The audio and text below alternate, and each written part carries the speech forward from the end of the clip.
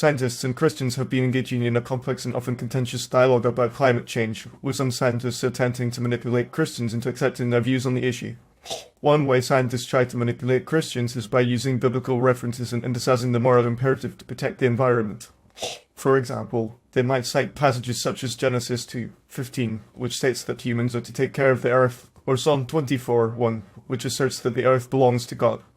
By invoking these biblical references, scientists aim to appeal to Christians' sense of moral responsibility and convince them that taking action on climate change is a matter of faith.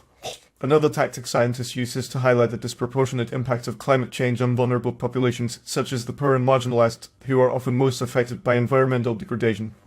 By emphasizing the humanitarian aspect of climate change, scientists try to tap into Christians' values of compassion and justice.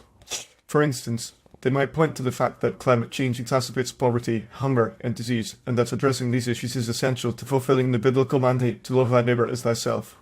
By framing climate change as a matter of social justice, scientists attempt to persuade Christians that taking action on this issue is a fundamental aspect of their faith. Some scientists also attempt to manipulate Christians by exploiting their emotional connections to the natural world. For example, they might use vivid imagery and emotive language to describe the devastating impacts of climate change on ecosystems and wildlife, such as the bleaching of coral reefs or the melting of polar ice caps. By appealing to Christians' emotional responses, scientists try to create a sense of urgency and moral obligation to act on climate change. Additionally, they might employ storytelling techniques, sharing personal anecdotes or vivid case studies that illustrate the human impact of climate change in order to make the issue more relatable and engaging for a Christian audience.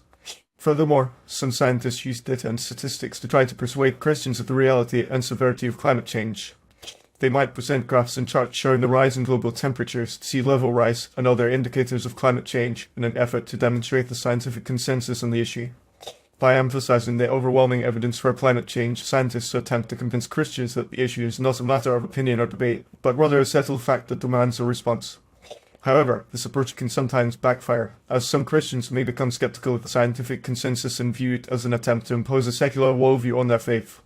In addition, some scientists have attempted to partner with Christian leaders and organizations in order to promote a faith-based approach to climate change.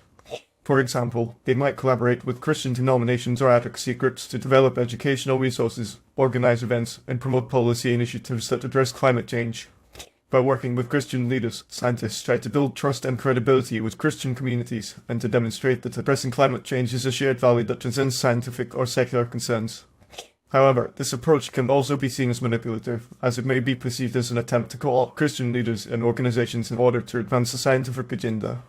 It is essential to note that not all scientists engage in manipulative tactics, and many approach the dialogue with Christians in a spirit of respect and genuine engagement.